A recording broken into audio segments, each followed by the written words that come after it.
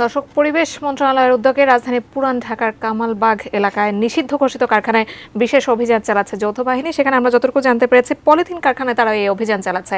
আমাদের সহকর্মী স্বপন আহমেদ সেখানে আছেন, যুক্ত হচ্ছে তার সঙ্গে। স্বপন, ঠিক কখন থেকে আসলে এই অভিযান শুরু হয়েছে এবং অভিযান সম্পর্কে নিশ্চয়ই আরো বিস্তারিত আপনি আমাদেরকে জানাবেন।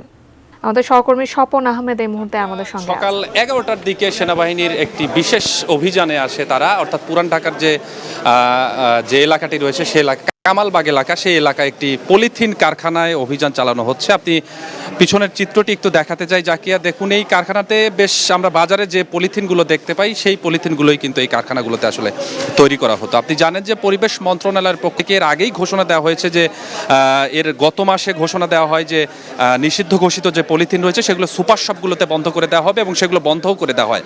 পাশাপাশি এই মাস থেকে 1 তারিখ থেকে বাজারগুলোতে পলিথিন নিষিদ্ধ করা হবে এমনটি পরিবেশ মন্ত্রণালয়ের পক্ষ থেকে বলা হয় এবং বাজারগুলোতেও সেই অনুপাতিক হারে কিন্তু অভিযান চালানো হচ্ছে। পাশাপাশি তথ্য অনুযায়ী, অর্থাৎ পরিবেশ উপদেষ্টা যিনি রয়েছেন তিনি রেজওয়ানা হাসান, তিনি কিন্তু আমাদেরকে জানিয়েছিলেন যে 3 তারিখে এটি জানিয়েছিলেন যে এই যে পলিথিন আসলে এভাবে যেখান থেকে উৎপাদন হয় সেখান থেকেই মূলত আসলে যদি বন্ধ করে দেওয়া যায় তাহলেই হয়তো এই যে এর ব্যবহার কমে যাবে।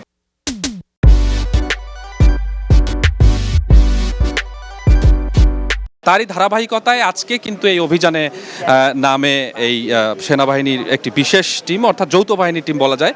যৌথ বাহিনীর অভিযানেই এখন পর্যন্ত এই যে এলাকাটি রয়েছে, এই এলাকায় 2টি কারখানা পাশেই, অর্থাৎ কাছাকাছি 2টি কারখানায় অভিযান চালানো হয়েছে। এর আগেও একটি কারখানায় এই যৌথ বাহিনী ঢোকে এবং সেখান থেকে বেশ কিছু পলিথিন এবং পলিথিনের যে কাঁচামালগুলো রয়েছে সেখানে বহু ধরনের কাঁচামাল এখান থেকে কিন্তু জব্দ করা হচ্ছে যতটুকু আমরা দেখতে পাচ্ছি। তবে এখন পর্যন্ত এখান থেকে কাউকে আটক করা হয়নি। এই দেখুন, এই যে জাকিয়া দেখতেই পাচ্ছেন, এগুলো হচ্ছে পলিথিন, নিষিদ্ধ ঘোষিত যে পলিথিন, সরকার সেগুলো বন্ধ করে দেওয়ার যে উদ্যোগ নিয়েছে, সেই যে পলিথিন বানানো হয় এটি হচ্ছে সেই কাঁচামাল। এই কাঁচামাল দিয়েই কিন্তু পলিথিনগুলো বানানো হয়। পাশাপাশি পরিবেশ মন্ত্রণালয়ের পক্ষ থেকেও কিন্তু ম্যাজিস্ট্রেট এখানে রয়েছেন।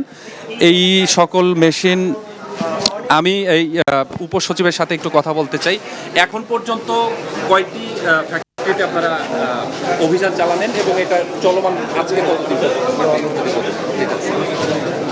আমরা তো এই প্রথম আসলাম এই বিল্ডিংয়ে। আমরা ওই পাশে ফ্যাক্টরিটা দেখেছি, এটা নিয়ে আমাদের দ্বিতীয় ফ্যাক্টরি, তাই তো তামজিদ 2 নম্বর ফ্যাক্টরি। আমরা বিকেল 5টা পর্যন্ত করব এই অভিযান।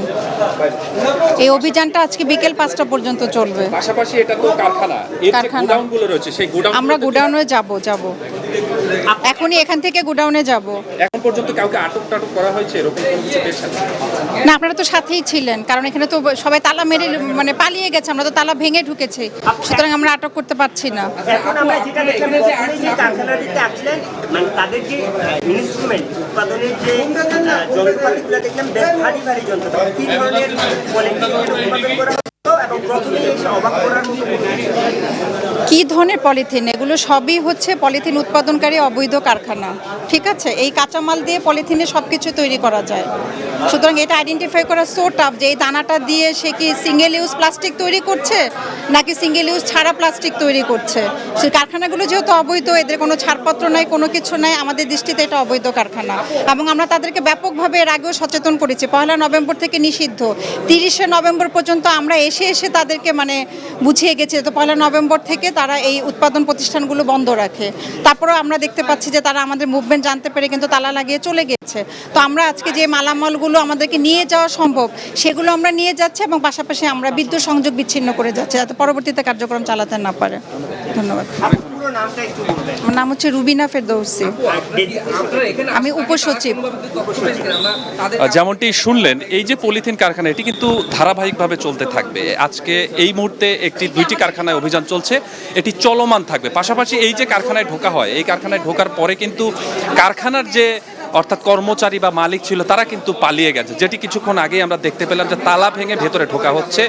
এই যে অভিযানে যে ম্যাজিস্ট্রেট রয়েছেন তিনি আমাদেরকে জানিয়েছেন যে এখানে যে কাঁচামালগুলো আসলে জব্দ করে নিয়ে যাওয়ার মতো সেগুলো নিয়ে যাওয়া হবে। পাশাপাশি যেগুলো এখানে অবস্থান থাকবে এটি তালাবদ্ধ অবস্থায় থাকবে। আপনি নিশ্চয়ই দেখতে পাচ্ছেন যে এই যে বড় বড় মেশিনগুলো, এই মেশিন দিয়ে এগুলো শুধুমাত্র যে কাঁচা বাজারে যে পলিথিনগুলো ব্যবহার করা হয় সেটিও কিন্তু না, এই ভারী যন্ত্র দিয়ে কিন্তু এর চেয়েও সিঙ্গেল প্লাস্টিকের বাইরেও কিন্তু বিভিন্ন ধরনের প্লাস্টিক আসলে তৈরি করা হতো, এমনটা আমরা জানতে পারছি। তবে এই মুহূর্তে আমি আবারও বলছি, কাউকে আসলে আটক করা হয়নি। তবে বেশ এই দুইটি কারখানাতেই আসলে বেশ ব্যাপক সংখ্যক আমরা কাঁচামাল দেখতে পেয়েছি, যেটি দিয়ে হয়তো হিউজ পরিমাণ এই পলিথিন পণ্য তৈরি করা যেতে পারে, এমনটা আমরা দেখতে পাচ্ছি। তো এই ছিল জাকি আমার কাছে এই কারখানায় অর্থাৎ পলিথিন নিষিদ্ধের যে বিশেষ অভিযান পরিবেশ মন্ত্রণালয় সেটি থেকে সর্বশেষ।